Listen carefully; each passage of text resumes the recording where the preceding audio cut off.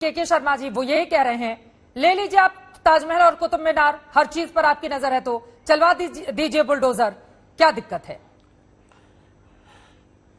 वो देने को तैयार बैठे हैं। देखिए, आपने सही प्रश्न इनसे कहा कि आप होते कौन हैं लाल किला और उसके संदर्भ में देने वाले। मैं इस देश में एक लोकतांत्रिक सरकार है, लोकतंत्र से यहाँ सरकार बनती है और लोकतंत्र के आधार पर ही यहाँ की सरकारें चलती हैं। यहाँ एक संविधान है, संविधान के अनुसार जो है इसमें इस देश में काम होता है। आपने ताजमहल का जिक्र किया, क्यों आपको ये बात अच्छी नहीं लगी कि जिस दिन ताजमहल को लेकर हाईकोर्ट में कोई मामला आया और हाईकोर्ट ने जब उस पर जवाब दिया, उसमें इसको खारिज कर दिया, उस दिन तो किसी ने कुछ नहीं बोला, क्योंकि इस संविधान के अनुसार चलता है ना देश। संविधान के अनुसार उसको उचित नहीं लगा न्यायालय को, उसने नहीं सुनवाई की।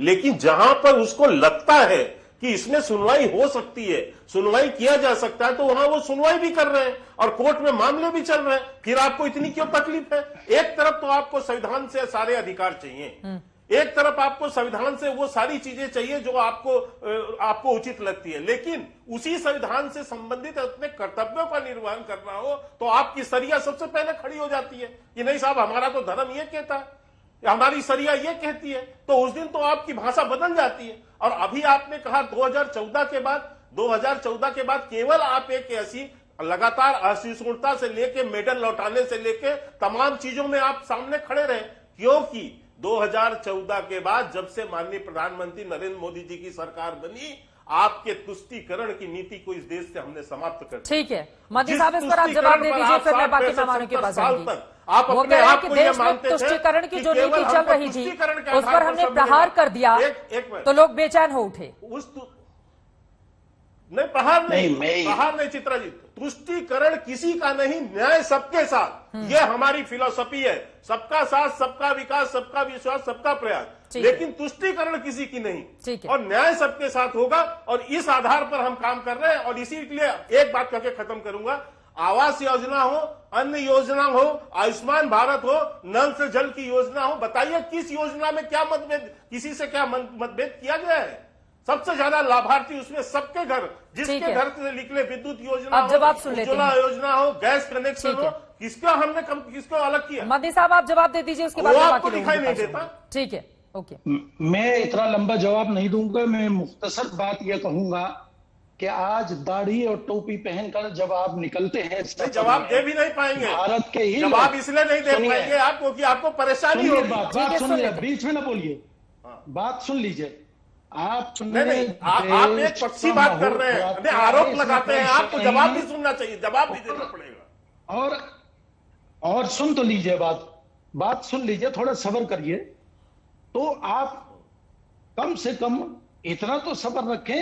आज देखिए माहौल कितना खराब हो गया। जो देश के रहने वाले हमारे साथी हैं, हम वतन भाई हैं, कहाँ खराब है? पहचानने से कहाँ खराब है? कौन हो तुम, कहाँ जा रहे हो? कहाँ खराब है? मुझे एक चीज दिखाइए, आप कहाँ खराब है? लिंचिंग हो रही है, कहाँ खराब है बताइए तो। लिंचिंग हुई है।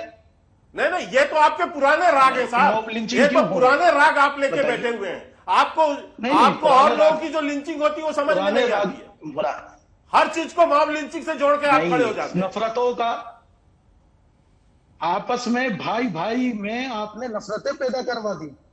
हिंदू, मुसलमान, सिख, ईसाई सब थे आपस में भाई भाई। कहाँ है? आप मुझे उदाहरण दिखाइए ना। मंदिर मस्जिद, मुझे उदाहरण दिखाइए ना।